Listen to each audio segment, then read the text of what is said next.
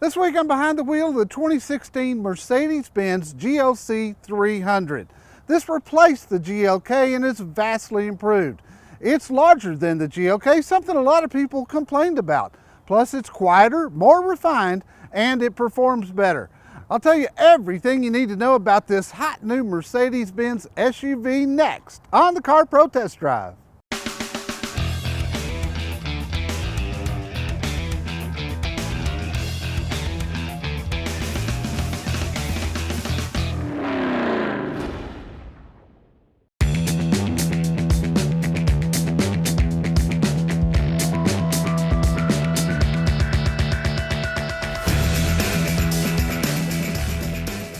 Sometimes automakers do what's called a refresh of a vehicle to make it look different and updated.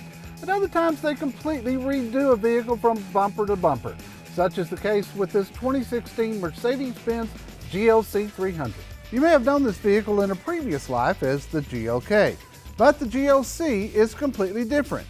To start, it's a full 5 inches longer and 2 inches wider than the GLK, and that translates into more backseat room and more cargo area.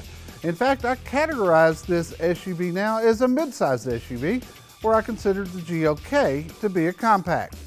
Everything is different under the hood too.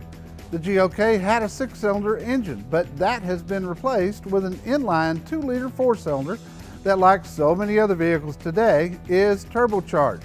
It's producing 241 horses and it's 20% more fuel efficient. The GLC also comes standard with a 9-speed automatic transmission that you can shift from the steering wheel paddles. It comes in 2- or 4-wheel drive. This one is the all-wheel, which is called the 4MATIC. The exterior styling of the GLC is updated, bolder, and more aerodynamic. 19-inch wheels come standard, but my review vehicle has the optional 20-inch wheels. It has a big, bold grille and a huge 3-point star to make sure everyone knows it's a Benz. As you open any of the doors, you notice the rich, comfortable leather seating, the sculpted dash and door panels, and you see stitching everywhere you look. A huge front door storage area and cup holders keep the inside of the GLC tidy and functional.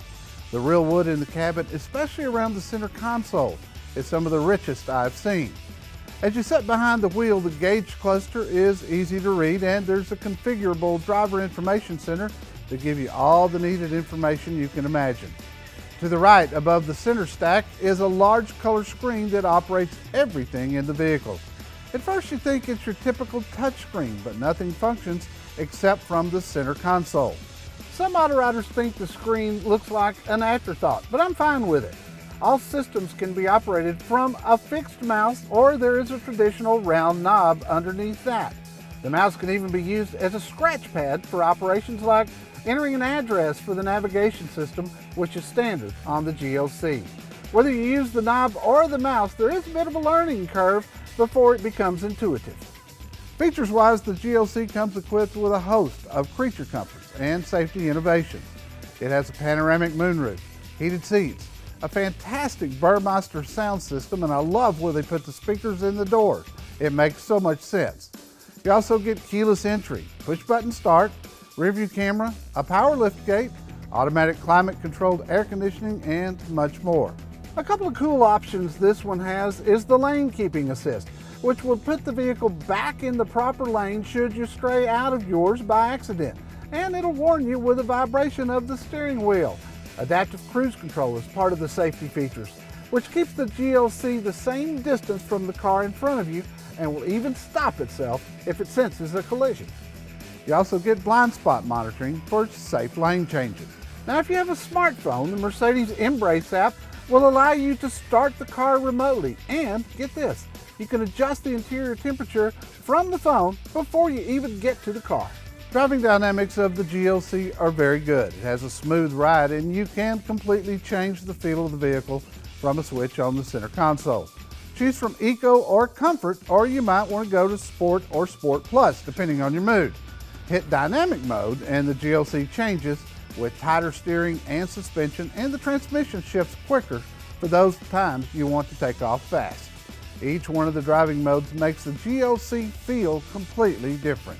For me, the GLC feels like a true Mercedes. There's just a certain feeling when you drive a German-engineered car, and Mercedes-Benz does it as well as any automaker out there. Now, if you want to compare another SUV to this one, look at the Audi Q5. Although it's a little smaller, it's closest to the interior quality and driving characteristics. As is the trend today, the GLC is larger, wider inside, and more fuel efficient than the SUV it replaces. One thing that is apparent with this SUV is that Mercedes did a great job of making the GLC cross-gender, or in other words, it will appeal to both men and women without alienating either. I got the 2016 GLC300 so quickly that it hasn't yet been priced. We know the base price is $39,000. Now, I built one online, and I think I'm pretty close saying this one would sticker for just over $52,000, which is right in line with other SUVs in its class.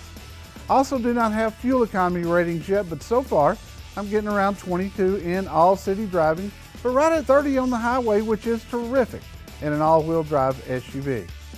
The differences between the old GLK and this new GLC are dramatic, and I'm now a big fan of Mercedes-Benz's newest addition to their lineup of SUVs.